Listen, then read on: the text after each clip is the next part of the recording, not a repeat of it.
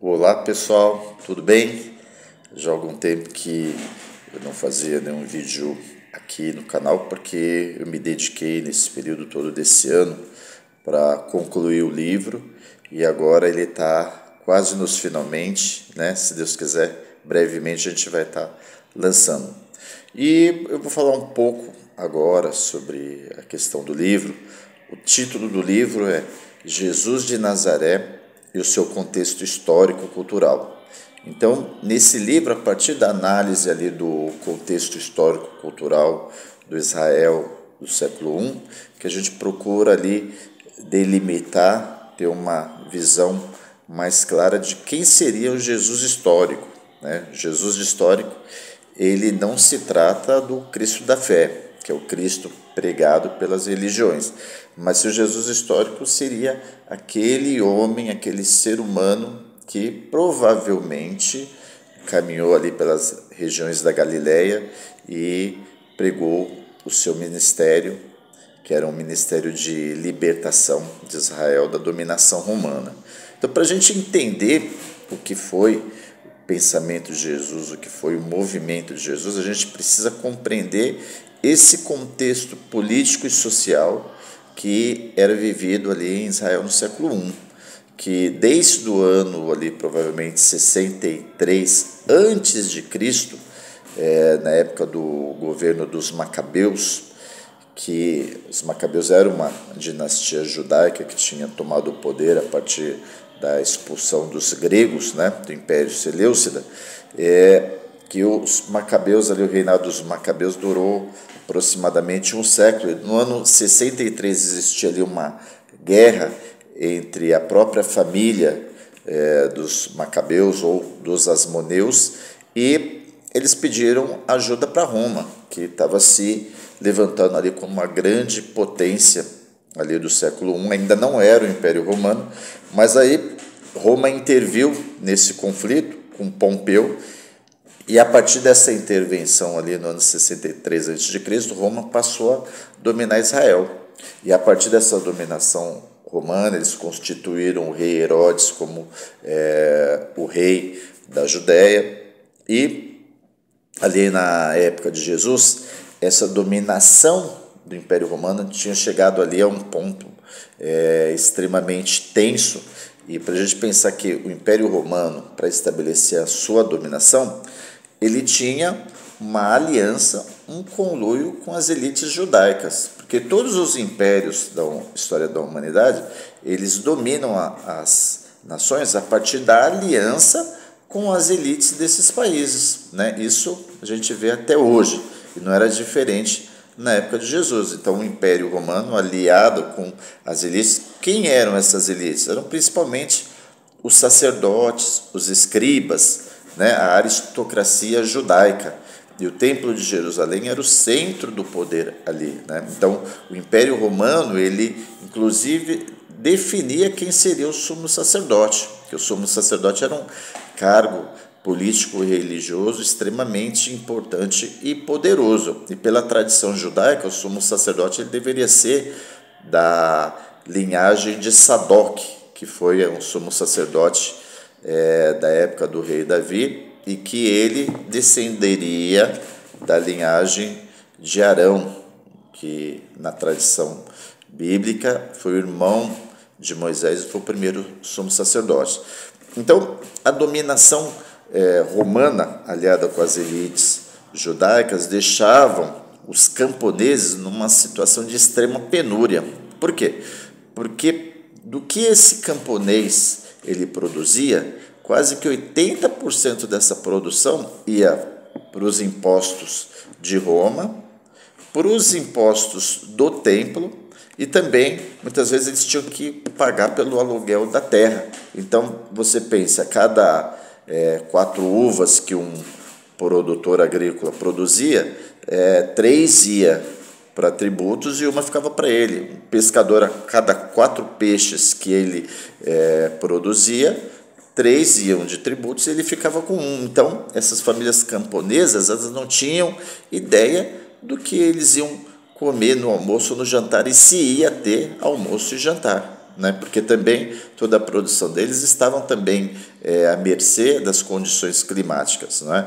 Então, o que acontecia? Quando esses camponeses eles não conseguiam pagar os tributos, eles passavam a ficar numa situação de endividamento. E esse endividamento que ia crescendo fazia com que eles fossem perdendo as terras. Então, eles perdendo as terras, eles também tinham que pagar um tributo pela terra que eles trabalhavam, né? E quanto mais esse endividamento ele ia perdurando e crescendo, além da perda da terra, ele acaba também tendo que se tornar escravo, não é? Então, essa situação da dominação romana e do tributo levou a uma condição social em Israel em que esses camponeses perdem a terra, perdem a sua liberdade, se tornam escravos por dívidas e passam a situação de penúria, porque não importa se ele passasse fome, se ele passasse sede, ele teria que pagar o tributo. A elite do templo não está preocupada se ele tem condições de pagar o tributo ou não, Roma também ou não. Então, esse tributo, em última instância, se ele não tivesse produção, ele seria um escravo, teria que pagar com o seu trabalho escravo. Então, isso levou a uma situação de intensa pobreza e intensa miséria, e Jesus cresceu nesse ambiente, não é? E quando o rei Herodes morreu em 4 a.C., que é mais ou menos ali o período da infância de Jesus, começaram a explodir na Galileia várias rebeliões, né? Os camponeses se organizando, inclusive teve uma famosa revolta em Séforis, que é uma cidade ali, ficava a 6 quilômetros de Nazaré, em que o líder da revolução, Judas Galileu, que era um candidato messiânico, eles invadiram o depósito de armas, destruíram o arquivo público de dívidas, porque apagar as dívidas era uma forma de libertar os camponeses dessa opressão, né? Então Jesus ele nasce nesse campo de intensos conflitos sociais, tanto que esses conflitos sociais eles vão se tornar tão intensos que vão levar à guerra romano-judaica em 66 DC, né, 66 depois de Cristo, ali no século I, que vai culminar com a destruição do Templo de Jerusalém em 70. Não é? Então, esse século I é um século ali extremamente conflitivo do ponto de vista social. E Jesus ele entra em cena com o seu movimento, que é um movimento de libertação de Israel dessa opressão romana, e é um movimento que ele enfatiza muito, que é direcionado aos pobres, aos excluídos, aos oprimidos, essa massa da sociedade judaica que se tornou escravo, que passa fome porque não tem onde produzir. Então, se a gente pensar o que foi o movimento de Jesus, que assim, o Jesus ele não define o seu movimento, que é o movimento do reino de Deus, que essa é a principal mensagem, ele não define de forma clara, ele geralmente define por parábolas, né? Então tem a parábola que ele fala que o reino de Deus é como a semente do grão de mostarda, que é uma semente minúscula que quando ela é cultivada, ela cresce, vira uma grande árvore com grandes moradas. Em outra que ele diz que é uma pérola, uma concha, ele usa muito assim esses elementos do meio camponês para definir em parábolas o que é o reino de Deus. Só que isso daí também é uma função. Por quê? Porque o objetivo de Jesus é que as pessoas compreendam, mas não necessariamente entendam o que é o reino de Deus. Elas até pegam ali uma captação subliminar, porque o reino de Deus que Jesus está propondo é uma nova ordem social extremamente revolucionária e radical, em que ele não pode falar essa mensagem de uma forma tão clara, de uma forma velada, porque se isso aparece de uma forma muito aberta, ele sofre o risco da perseguição do Império Romano, porque os candidatos messiânicos, ou seja, líderes populares, movimentos sociais, eram interpretados pelo Império Romano como movimentos subversivos e de crime ao Estado. Então, ele seria perseguido. É por isso que o movimento de Jesus é um movimento ali das vilas camponesas, ele nunca entra nas grandes cidades, né? Então, para a gente ter uma clareza do que Jesus entende pelo reino de Deus, o sermão das bem-aventuranças. Eu vou ler 3 sentenças aqui das bem-aventuranças que ficam muito claro o que é o reino de Deus, né? Então, primeiramente, bem-aventurados, presta só um pouquinho, aqui, estou meio cego, mas enxergo ainda. Bem-aventurados vós, os pobres, porque vosso é o reino de Deus. Então, isso aqui é importantíssimo. Ou seja, essa mensagem do reino de Deus é direcionada aos pobres, aos excluídos. Bem-aventurado vós, que agora tendes fomes, porque sereis fartos. Ou seja, é essa massa camponesa de excluídos que passa fome, que é massacrada pelo Império Romano. Esse é o público de Jesus. Bem-aventurados vós que agora chorais, porque é a vez de rir, não é? Então, é importante pensar que esse sermão das bem-aventuranças é onde Jesus está falando ali de uma inversão social, né? De uma inversão social. Ora, vejam como é importante esse outro trecho. Mas ai de vós os ricos, porque já tendes a vossa consolação. Ai de vós os que estão fartos, porque tereis fome. Ai de vós o que agora rides, porque vos lamentareis e chorareis. Ou seja, ele faz ali uma mensagem de que o reino de Deus é voltado aos pobres, que vocês que são famintos, amanhã serei fartos, e ao mesmo tempo ele faz uma crítica aos ricos. Ai de vós, ricos, já tereis o seu consolo. Ou seja, o que o reino de Deus proposto por Jesus é uma inversão social, em que os poderosos e os ricos serão o que são os opressores, serão os oprimidos de amanhã. Ou seja, essa mensagem é uma mensagem extremamente ameaçadora às elites. E ainda nesse sermão, ele ainda fala, bem-aventurados os mansos, porque herdarão a terra. Então, essa questão da terra é uma questão fundamental, porque para entender a cabeça de Jesus e o seu movimento, a gente tem que entender que ele é um judeu e que ele pensa com judeu. E o judeu ele tem a ideia do quê? Da questão da terra prometida, que a terra de Israel seria uma terra ali prometida aos judeus, que seriam o povo escolhido. Isso vem ali desde a história de Abraão. Eu não vou entrar nessa questão do que tem de mito aí, né, nessa história do que tem de histórico, mas pensar que o judeu da época de Jesus, ele acredita nisso, de que as terras de Israel são de posse de Deus e que ela é uma terra prometida aos judeus. Só que essa terra, que é uma terra de Deus, que é prometida aos judeus, ela está sob ocupação romana. E essa ocupação romana da terra de Israel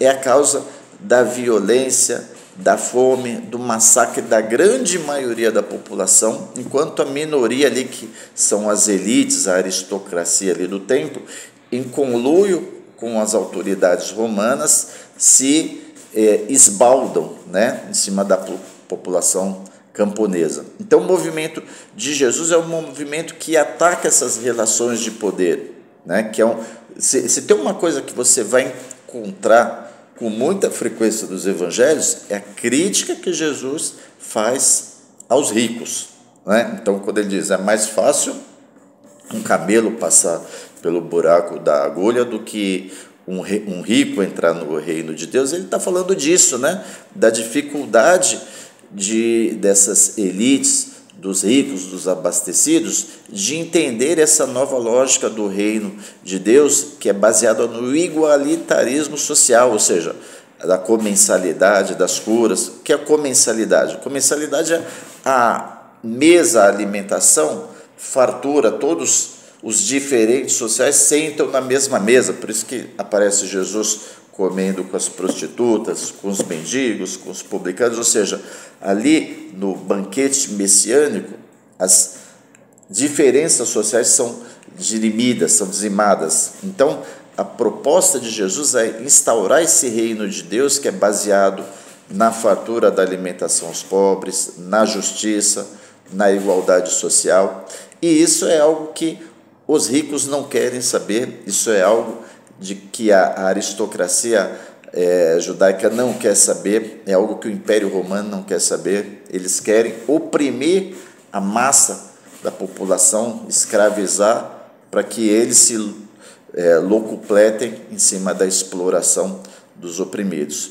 Então, o movimento de Jesus, em última instância, é um movimento revolucionário, que ele pretende atacar essa ordem social estabelecida da exploração e implantar um reino de Deus que é um reino de igualdade. Então, quando Jesus, a gente vê aqui nas bem-aventuranças, ele faz essa crítica aos poderosos e propõe esse reino de igualdade, onde o pobre pode saciar sua fome, onde o pobre tem direito a ser curado, onde o pobre ele tem direito à terra. Essa mensagem soou extremamente ameaçadora para essas elites, não é? E se Jesus ele está implantando um movimento, que é o movimento do reino de Deus, quem seria esse rei, né? Embora essa crença está a questão de que o único soberano aceito pelos judeus é Yahvé, é o Deus de Israel, isso também é uma mensagem ameaçadora para o Império Romano. Por quê? No Império Romano já existia um Deus que é César, né? Que é a divindade do imperador. E os judeus, e o movimento de Jesus, não reconhece a divindade do imperador. Para os judeus, o único Deus, o único soberano nas terras de Israel é Yahvé. E tem aquela passagem, a famosa passagem ali da questão do dai a César o que é de César, né, em que um fariseu dá um denário, né, que é a moeda romana, e diz a César: Senhor, né, mestre, é lícito pagar imposto a Roma? E que Jesus pede ali o denário e mostra: olha, de quem é esse rosto? Ah, é de César. Né? Então, esse é o denário, é o imposto de César. Dai a César o que é de César, dai a Deus o que é de Deus. A questão é que no grego, essa tradução dessa frase, o verbo dar, está lá em grego como apodidomi, que, segundo especialistas, a tradução correta é devolva. Então, quando Jesus fala, olha, aqui essa moeda, o denário, tem a figura de César, devolva a César o que é de César e devolva a Deus o que é de Deus, o que ele está dizendo? O que é de César é esse denário, que ele leve o seu denário, que Deus não tem nada a ver com isso. E devolva a Deus o que é de Deus. E o que é de Deus? É as terras de Israel que estão sob a ocupação romana, que essas terras é de Deus prometida aos judeus. Então, César que leve o seu tributo e devolva a terra aos judeus. Né? Em última instância, o sentido dessa frase seria essa. Agora, é claro, né, que a gente não sabe se realmente houve esse diálogo, primeiramente porque Jesus não falava grego, falava em aramaico, e também a gente não tem certeza, pelo que está no Novo Testamento, do que realmente foram as palavras de Jesus, mas se tem realmente essa questão da crítica ao tributo, pode remeter ao Jesus histórico, porque ele tinha uma postura crítica em relação ao tributo. Existem vários outros trechos ali do Novo Testamento em que ele faz uma crítica ao tributo romano. Então, em suma, né, em resumo, o que o movimento de Jesus, o movimento do reino de Deus, tem como objetivo é a libertação de Israel, da dominação romana, e instaurar um reino soberano judaico, em que o pobre ele tem direito à posse da sua terra, que ele tem direito à sua alimentação, ou seja, o pão nosso de cada dia, né? O pão de cada dia. Por isso que a oração original do Pai Nosso, ele fala: venha a nós o teu reino, né? Instauração do reino de Deus, nos provê o pão, né? O que é necessário para a nossa subsistência, e cancele as nossas dívidas, né? Então, cancelar, que isso, inclusive, é previsto na legislação judaica da Torá, que fala do ano do jubileu. O ano do jubileu, que é quando os escravos são libertados, as dívidas são canceladas, né? E os donos originais da terra reavêm as suas propriedades. Então, o que o Jesus quer fazer é redistribuir essas riquezas entre os pobres. Ele quer instaurar esse reino baseado no amor ao próximo. Agora, o que é o amor ao próximo, né? Quando a gente ouve falar, não, Jesus manda amar, né? Amar o próximo, tem que entender que assim, o amor ao próximo é um mandamento que está em Levítico, que esse mandamento se refere aos judeus. Veja bem, guardarás os meus mandamentos, não juntarás. Tem toda uma parte aqui, mas a questão que é importantíssima: não te vingarás, não guardarás rancor contra os filhos de teu povo, amarás o teu próximo como a ti mesmo. Enquanto quando Jesus fala do amar ao próximo, ele está se referindo aos seus irmãos judeus, que é um mandamento que está em Levítico. Quando você ouve aqueles ditos que está lá no Sermão das Montanhas, de alguém bateu na sua face, dá outra face, amar aos teus inimigos, isso daí são interpolações que os evangelistas estão fazendo para que o cristianismo seja aceito no Império Romano, ou seja, dá a impressão que Jesus está pregando a submissão, porque quem é o inimigo? Né? No caso, o inimigo dos judeus ali são os romanos. Então, eles estariam falando, olha, ame os seus inimigos, seja submisso aos romanos. Isso não tem nada a ver com o Jesus histórico, porque o Jesus histórico ele está justamente com um movimento de expulsão dos judeus para instaurar um reino soberano judaico. Então, jamais Jesus pregaria submissão ao Império Romano, jamais pregaria pagar impostos a Roma. Isso são interpolações que os escribas cristãos estão fazendo ali muitos anos depois da morte de Jesus, para que o cristianismo se torne palatável ao Império Romano. Ou seja, eles vão pintar um Jesus ali destituído da sua crítica política, destituído do seu fervor revolucionário e destituído do seu ímpeto nacionalista, não é? Então, no meu livro eu abordo essas questões, como que é ali a relação de Jesus com esse contexto sociocultural, o que foi o seu movimento. Então é uma leitura assim, bastante agradável e desafiadora que eu venho fazendo aí ao longo dos últimos 4 anos, que breve sairá. Então convido vocês a refletirem sobre essas questões, né? Se inscrevam no canal, curta esse vídeo e compartilhe aí com seus amigos, tá bom? Grande abraço então. Assim que o livro estiver para ser lançado, eu volto para avisar vocês. Grande beijo.